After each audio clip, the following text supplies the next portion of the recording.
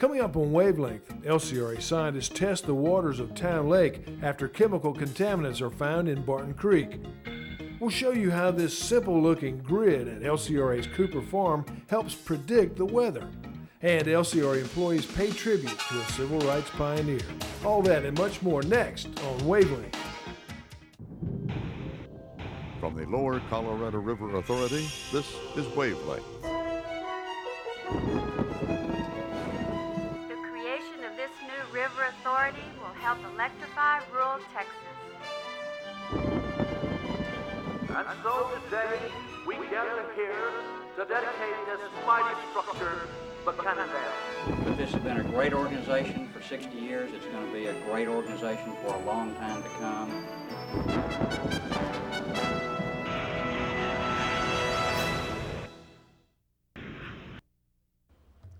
Hi everyone, and welcome to the February 2003 edition of Wavelength. Well, every company in America has a particular identification, a brand.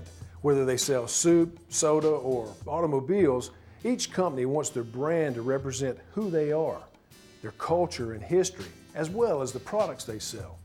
For LCRA and its wholesale electric customers, the time has come to brand together, to tell their shared story, a story of partnership to bring affordable, reliable, environmentally responsible electric power to more than 1 million people in Central Texas.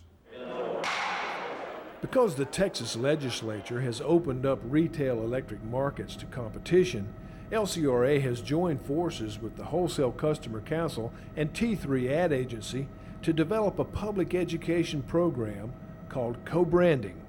Deregulation has forced our hand. We can't afford not to tell our story when everybody else is telling theirs. And whether or not our customers opt in or ever opt in, we still have that story to tell. The theme of the co-branding campaign is affordable, reliable, and yours, meaning that the electricity and services provided by LCRA and its wholesale customer partners is of course affordable and reliable, but it also belongs to the people. Not only is the co-op owned by the members, not only is the city part of the municipal government that's owned by the citizens, but LCRA is the supplier, and it's owned by the people of the state of Texas.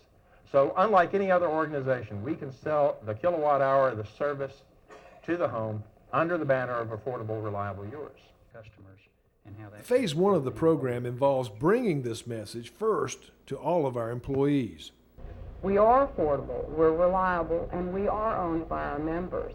And we have a whole lot more to share, and this co-branding program is one way that each one of you and each one of our employees can take a vested interest in the company that you work for and tell the story. We sell power at cost, based on cost, and we are efficient in what we do. And so we can provide power to our customers that is very affordable that they can then provide to their customers. And part of the reason we can do that is because of this plant right here and you folks sitting in this room. And our customers need to understand that. They need to understand that their lot in life is better because you all do what you do. And this is going to be an opportunity to talk about that. And in light of the fact that it looks like for the next biennium. Employees of San Bernard Electric Cooperative, headquartered in Belleville, recently had an opportunity to see all the different elements of the co-branding campaign, including newspaper and radio ads, bill stuffers, and lobby signs.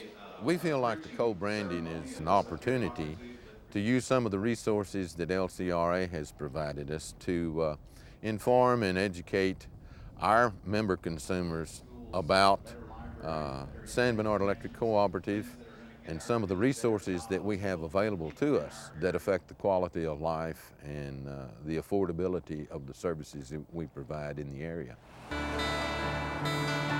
Communities like Belleville and Fayetteville will soon be seeing these shared messages in local newspapers and hearing the ads on area radio stations.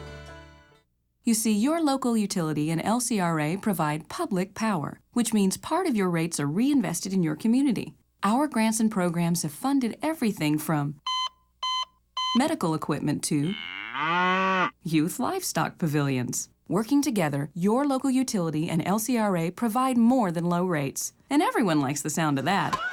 This program, I believe, is going to be the cornerstone to helping co-ops and municipals from not having to go into deregulation. I really believe that with what this program has in it, it will help people understand that they have a good, solid power provider in both Federal Electric and the Lower Colorado River Authority.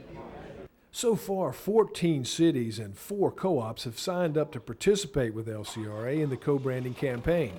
It's expected that 25 wholesale customers will take part before the end of this year. Environmental experts have known for some time now that the water quality in our creeks and rivers can be negatively impacted by runoff pollution.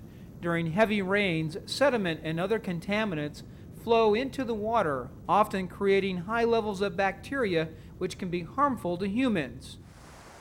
But recently, an Austin newspaper launched an investigation that found something far more serious than bacteria in the water supply just upstream from Austin's famed Barton Springs Pool.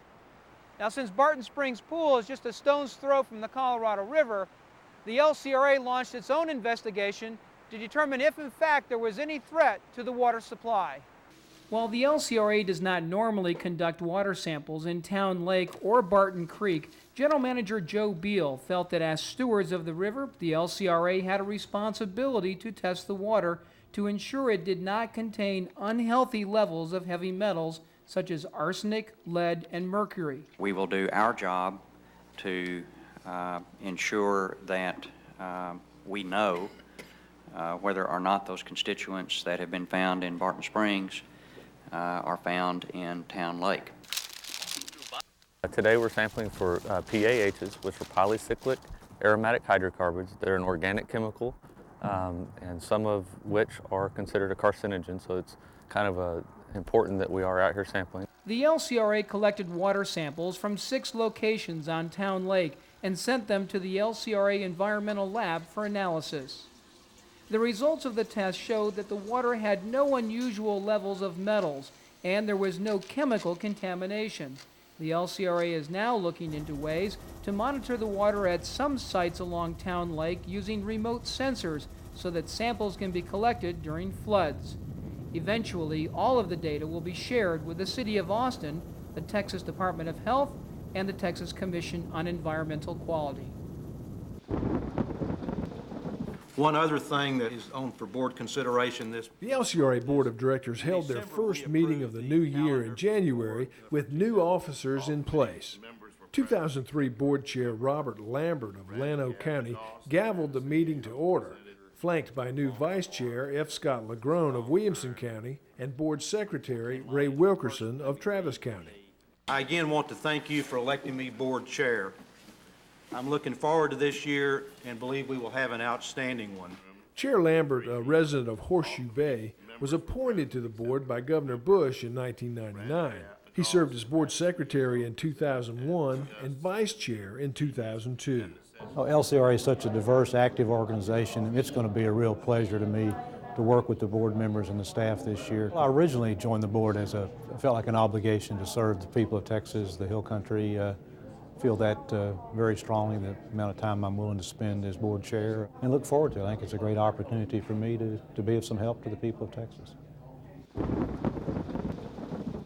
Most people know LCRA's Cooper Farm facility here in Fayette County is an environmental learning center, a place where folks learn about wildlife management and land use. But recently, thanks to a partnership between the LCRA and the National Weather Service, environmental learning here has been taken to a whole new level. This simple-looking grid of pipes and cables is actually a very sophisticated scientific instrument. It can measure wind speed and direction up to 50,000 feet into the atmosphere. It's called a wind profiler, and it is one of only 3 such devices in Texas. In addition, these crown-looking devices at each corner of the grid are called radial acoustic sounders. They send low-frequency sound waves into the atmosphere and measure the temperature at different levels. This information is fed directly to the National Weather Service, including the forecast office here in New Braunfels. Most of the profiler network is further north into the plains in Oklahoma, Kansas, Nebraska. Science Operations Officer John Zeitler analyzes the profiler data. In the past, this information was only available from weather balloons released into the atmosphere from Corpus Christi and Del Rio at 6 a.m. and 6 p.m. In contrast, with the profiler, we get data every 6 minutes throughout the entire day. We also get a lot better resolution, more levels of data than we do from the balloons. When you're talking about forecasting for severe weather and flash flooding and those types of things, time really does make a difference in terms of having that data more frequently. The profiler information helps forecasters predict how much rain a storm will produce, tells them if there is rotation in the upper atmosphere, and if the storm is getting stronger or weaker as it moves through the area. Back in December, the profiler was an important tool in forecasting the 2 tornado outbreaks that occurred in Central Texas.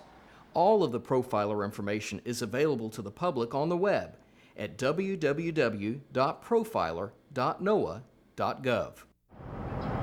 This upper atmosphere wind data is also very helpful to the airline industry.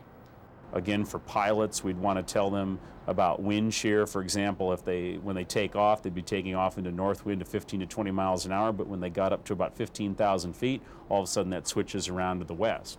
So that's another application, especially for the Austin and San Antonio airports, is the wind shear factor.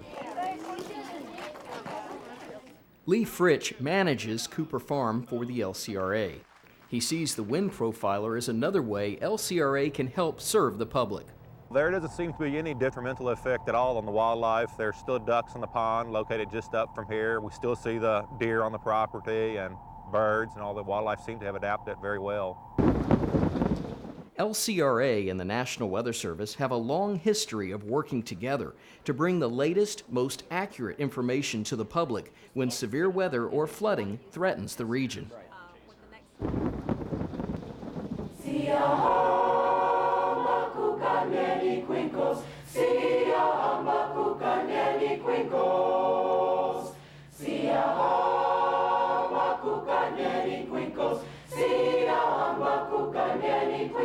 We must remember Dr. Martin Luther King Jr. We must remember his courage, his determination, his character, his love for mankind, his dream. I know we can all learn from each other, and if we do, then we will be a much richer organization. And that's what this diversity program is all about. We are marching in the lights of God. We are marching in the lights of God, lights of God. The more we stand together, the more we can fight against the ones trying to kill the dream. The whole purpose of Dr. King's speech was to make it a reality. We are marching in the lights of God. I think for a day off, the number of LCRA employees that showed up to march was pretty amazing, and thanks for the free water.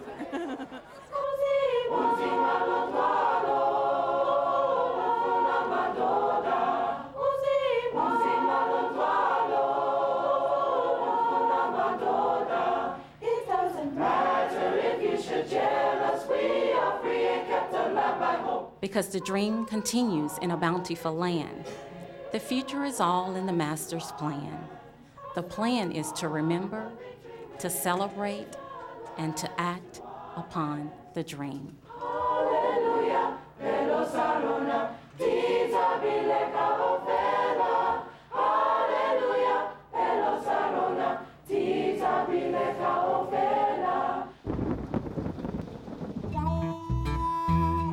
In the February issue of the LCRA News, read about the ups and downs experienced by retired LCRA employees who came back to help with the recent outage at the Fayette Power Project. The 78th legislative session is underway in Austin. Read how LCRA's governmental affairs team is helping freshman lawmakers learn all about LCRA. That's the February issue of the LCRA News. Well, that's it for this edition of Wavelength. We'll look forward to seeing you again next time.